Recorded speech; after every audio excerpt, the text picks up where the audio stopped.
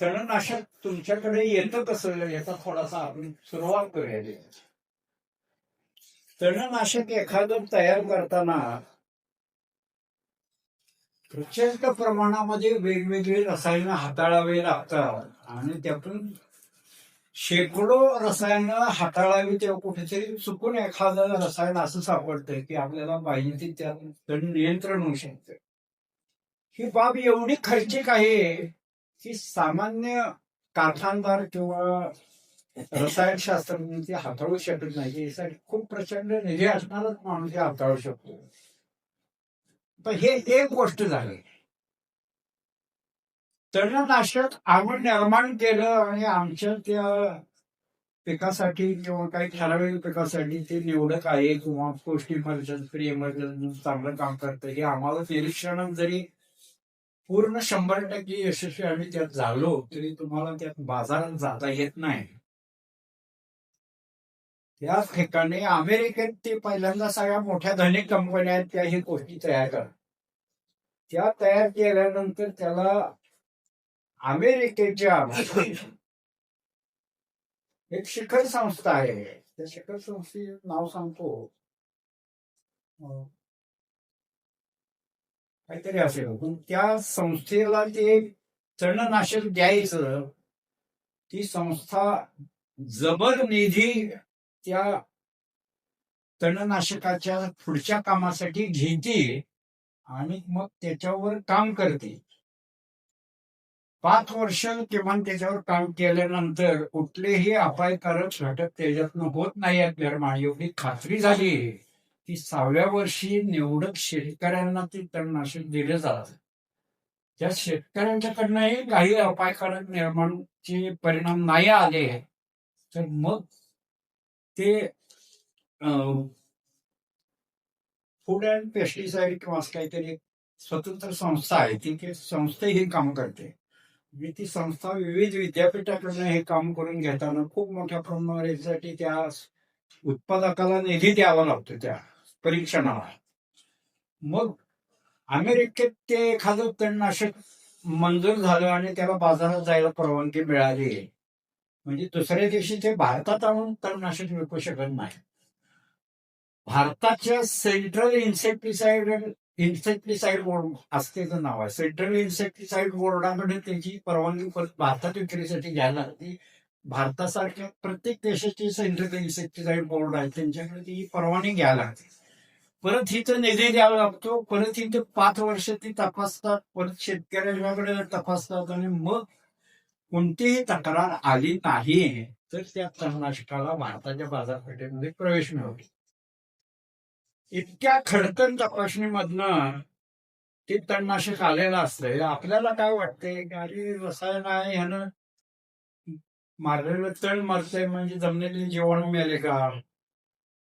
तर ह्याच्यासाठी weed and weed science म्हणून एक पुस्तक आहे. डॉक्टर राव म्हणून भारतीय लेखक आहेत आणि त्यांनी आपलं हे काम सगळं अमेरिकेत करून ते भारतात आलं एक पुस्तक लिहिलेलं आहे. तण विज्ञान म्हणून एक विज्ञानाची शाखा आहे आणि त्या तण विज्ञान शाखेकडून हे सगळं संशोधन केलं जातं. आता सेंट्रल इन्सेक्टिसाइड बोर्ड एखादं नवीन तणनाशक किंवा कीटकनाशक किंवा रोगनाशक काला परवानगी द्यायची का नाही जसं ठरवतं तसं भारतामध्ये तणावर संशोधन करणारी एक केंद्रीय संस्था आहे आणि ती जबलपूरला आहे. त्याच्यावर फक्त तण आणि तण नियंत्रण ह्याच काम चालतं. अशी ही सगळी वरिष्ठ पातळीवर काम करणारी संस्था आहे आणि तिथे हे सगळे गुणधर्म तपासून त्यातून काही दोष आढळले नाही तरच ते तणनाशक आपल्याकडे येऊ शकतं. आता हे तर ती मोठी कंपनी काहीतरी गोलमाल करत असेल, काही लोकांना खिशे भरून त्याच्या परवानग्या काढत असेल वगैरे काहीतरी, आपल्या तो भाग आपल्या कक्षेतला नाही. त्यावर काय राजकारण चालू आहे आपल्याला विचार करायचं कारण नाही. आता मी त्याच्या पुढचा प्रश्न असा जातो की कोणतंही पीक वाढायचं असेल तर त्याला सूक्ष्मजीवांनी काम जमिनीमध्ये त्याच्या अन्नपोषणाचं केलं तरच ती जमिनीमध्ये वाढू शकते. आम्ही तणनाशक मारलं आणि जमिनीतले सूक्ष्मजीव मरून गेले तर दुसऱ्या दिवशी पीक मरून जाईल. सूक्ष्मजीवाच्या जागरण्याच्या शिवाय पीक कुठलीही वनस्पती वाढूच शकत नसली. तणनाशक मारल्यानंतर तण मारतंय पण पीक व्यवस्थित वाढते. पिकाचं पोषण व्यवस्थित झाल्याशिवाय काही पीक वाढणार नाही. मग पिकाचं पोषण करणारे जीवाणू जे आहे ती तक्रार जिवंत आहे म्हणूनच ते पीक वाढतंय असं गृहीत धरायचं. आता त्यात आणखी एक खोच आहे. प्रत्येक अन्नद्रव्य पिकाला उपलब्ध करण्यासाठी निसर्गानं मोजता येणार नाही इतक्या प्रकारच्या जीवाणूंच्या जाती प्रजाती निर्माण करून जमिनीत ठेवलेल्या आहेत.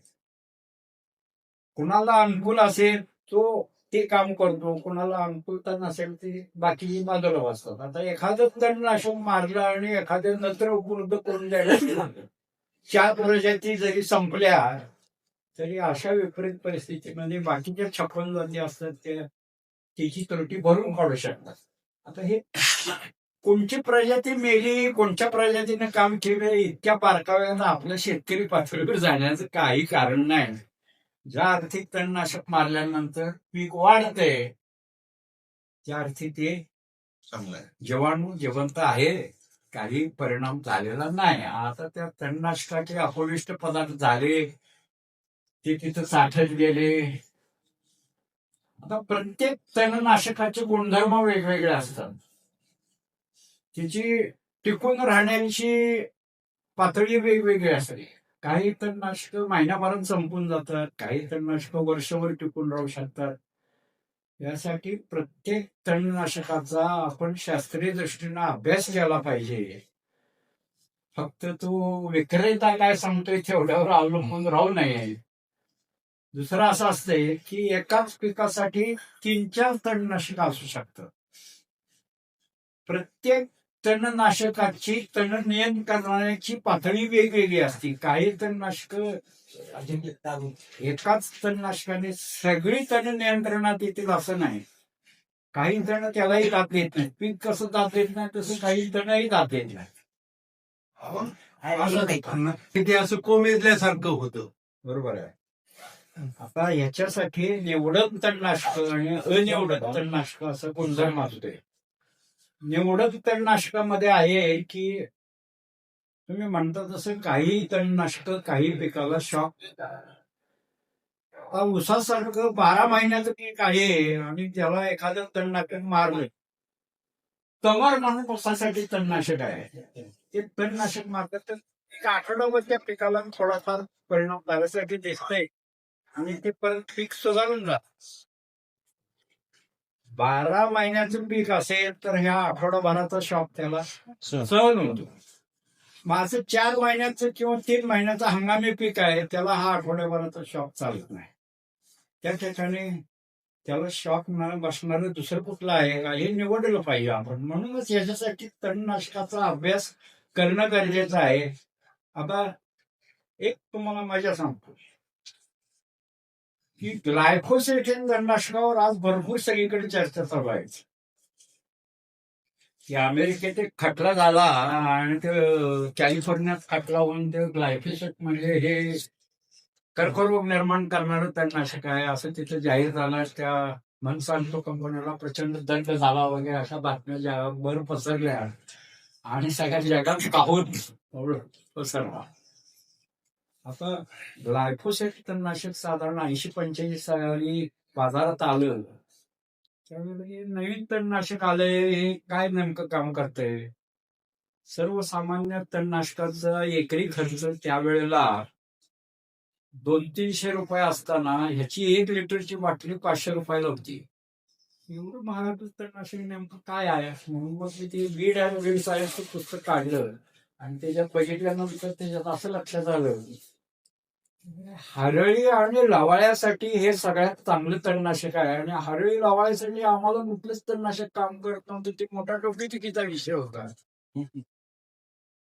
500 रुपये लिटरचं तणनाशक घेताना छाती धडधड होत होती. 80-85 500ची नोट म्हणजे फार मोठं होतं. नोट नव्हती त्यावेळेला.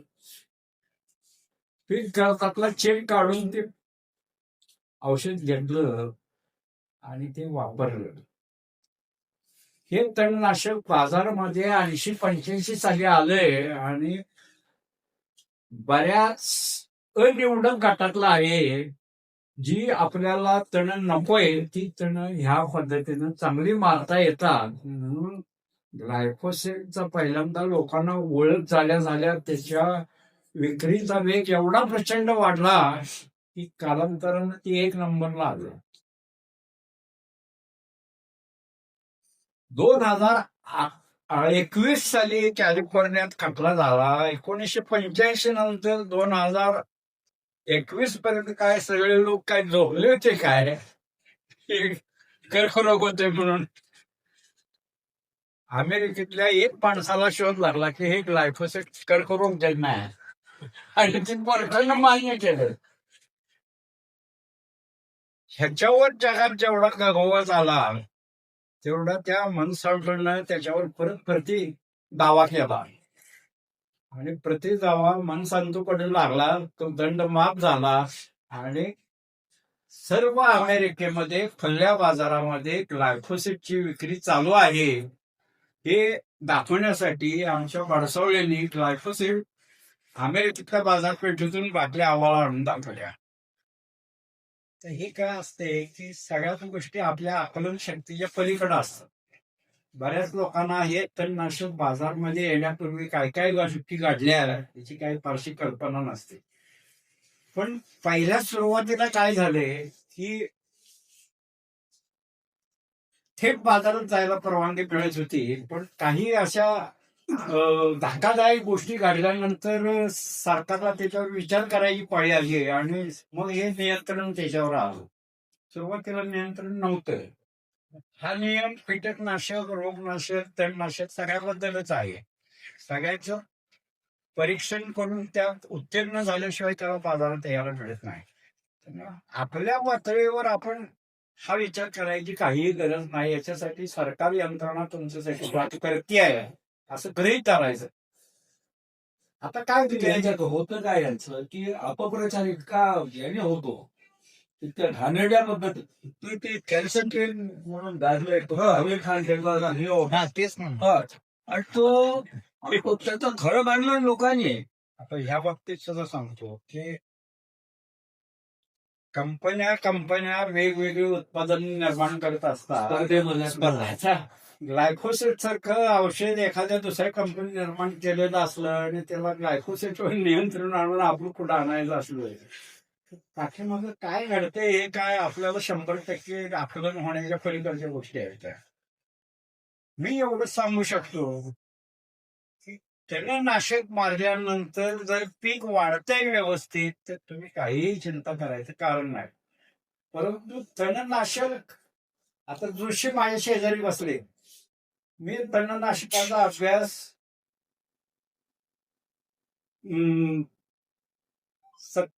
1970 साली शेती करायला लागल्यानंतर 2-4 वर्षातच तणनाशक बाजारात आली, आणि त्याचा वापर माझा सुरू झाला आहे. तो आज तागायला सुरूच आहे. मग तणनाशक वापरायचे का नाही? आज मनुष्यबळ टंचाई आहे. भांगलायला माणूस नाही, तर जोंधळ्याला कणसं कापायला माणसं नाही, म्हणून ते जोंधळ्याचं पीकच बंद होत चालले. भांगलायला माणूस नाही, तणनाशक आहे म्हणून आमची शेती चालू आहे. नाहीतर शेती पण करायची पाळी येणार आहे. तुमच्याकडे तर आमच्यापेक्षा बिकट प्रश्न आहे. 40-40, 50-50 एकरामध्ये हाताने पाठीवर पण घेऊन मारणं आम्हाला शक्य नाही. आज तुम्हाला ते ड्रोन घेतलं तर तुमचं रान संपणार आहे, नाही तर संपणार पण नाही. हे जसं जसं अडचणी येत जाते तसंच त्याच्यावरचे मार्ग आपोआप येत जातात. सगळ्या गोष्टी आपण आपल्या पातळीवर काही सोडू शकत नाही. अडचणी निर्माण झाल्या पाहिजे, अडचणीवरचे उपायही निर्माण होत असतात. त्यामुळे घाबरून काही चालणार नाही. तणनाशक वापरून न वापरता शेती कुणाला करणं शक्य आहे? नाही.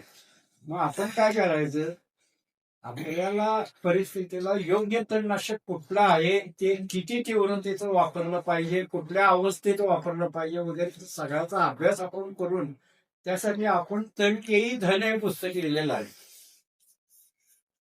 कुठलं तणनाशक, आता बाजारमध्ये एकच तणनाशक कित्येक नावानं विकलं जातं. क्रियाशील घटक एकच असतो, ते राऊंड आहे आणि ते ग्लायफोसेट आहे. अहो ते राऊंड असणं ग्लायकोसेट पाहिजे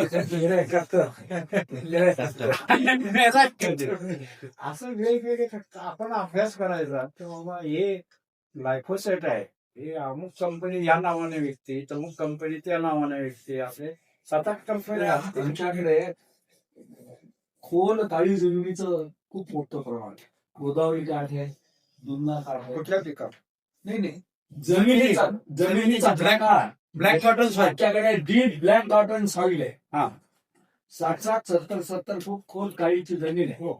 आणि ह्या बहुतांश जमिनी ह्या